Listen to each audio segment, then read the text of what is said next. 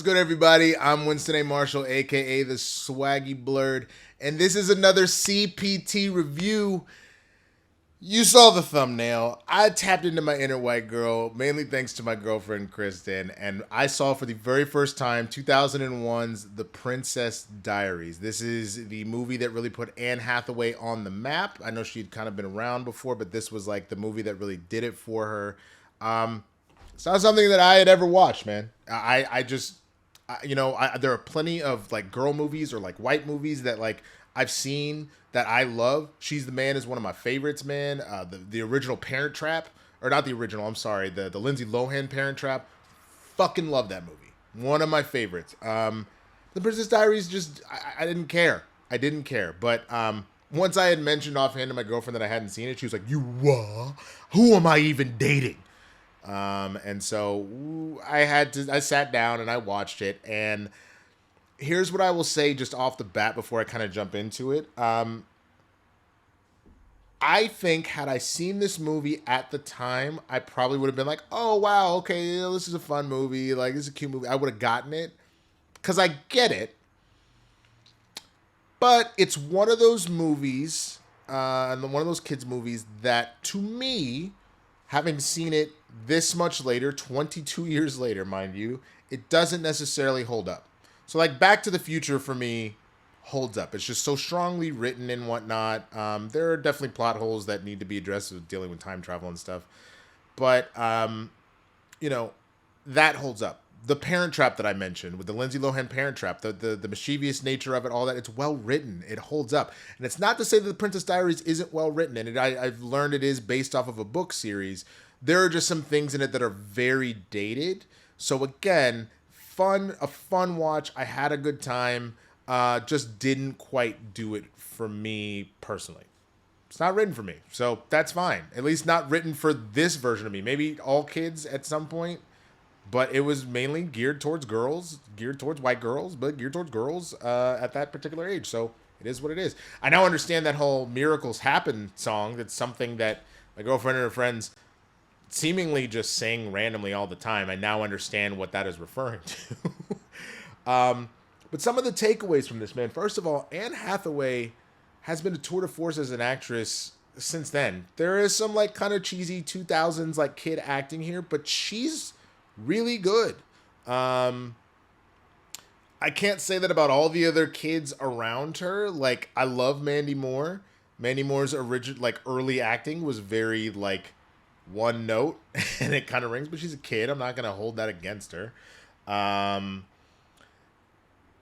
yeah, it was just a really cute, fun movie, and I believe, let me make sure, because I should know this already, that yes, Julie Andrews is who plays her grandmother, the Queen, which Julie Andrews is amazing. So seeing her just do her thing is always just really wonderful in that regard, man. But yeah, how did I end up on Spanish Google? That's weird. That's fine, I guess. I was trying to look at the wiki for this thing. But yeah, that was the other thing that I thought that was very interesting, that it was a Gary Marshall film.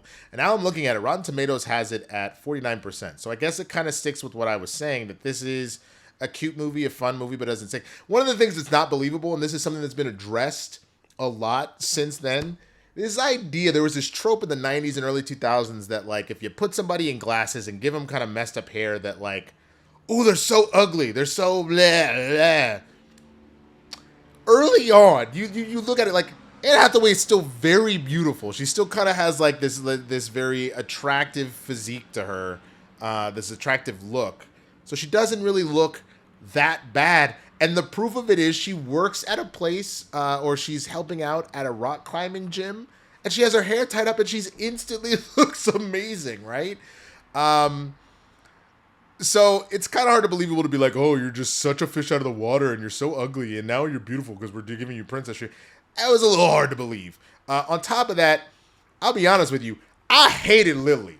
I learned some stuff about the actress, and she seems like a lovely, wonderful person, and it's sad because I guess part of her story is that after this, she didn't find a lot of work. Her career ended pretty abruptly. It looks no, I'm looking at it. I take that back. It looks like she has been in like a number of things over the years, but it took a little while for her to get kind of consistent work. Because I think on top of that, okay, I take all this back. I don't know what my girlfriend. I learned all this from my girlfriend. I don't know what she's talking about. It looks like she's had a pretty solid career over the years. So never mind to all that. But this is play. This is Lily is played by Heather Matarazzo. But I hated Lily. Lily was a bitch. She was so. It reminded me a lot of Mean Girls, where you want to be so the popular people that you just kind of be an ass. And that was it. Is like when she finds out that her friend like is coming and looking good before she finds out she's a princess. She's like, "Oh, you're one of them, you bitch!" Like she's just very mean to her friend, and it's like kind of fucked up to see that happen. Like you would think you would support your homie if they want to do a makeover. If you like it, I love it, bitch. Unless she came over and was like rude to you.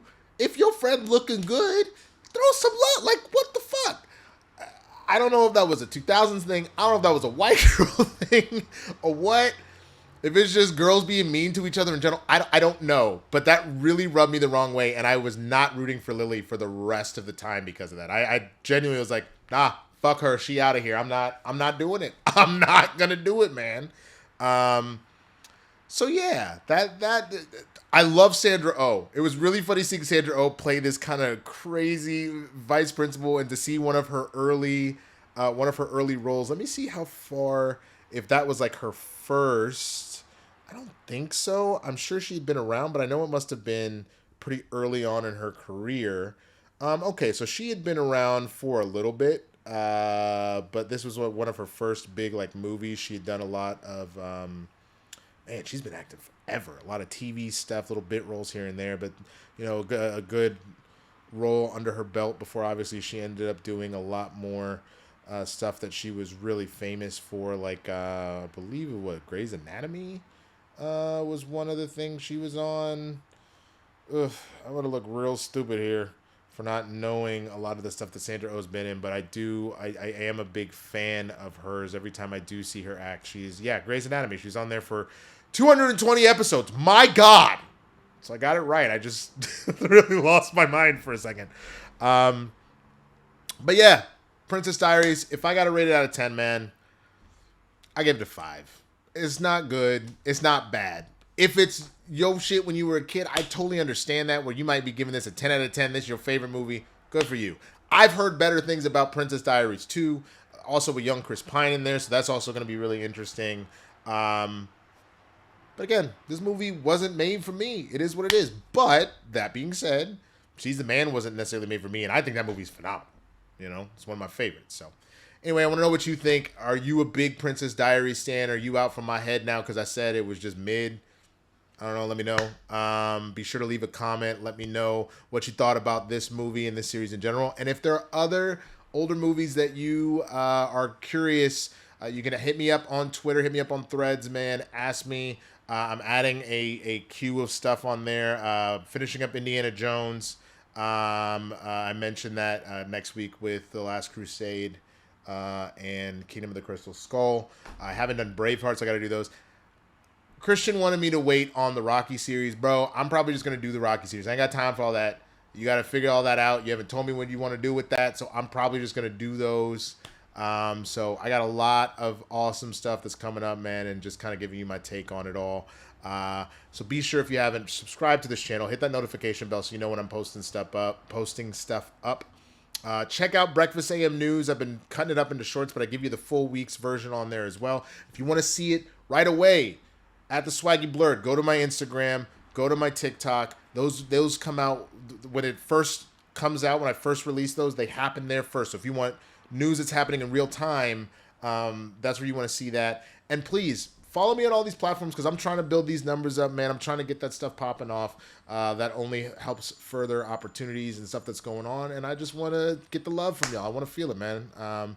So with that, I'm going to get out of here. I will see y'all next time on CPT Reviews. Until then, nigga, why you so late?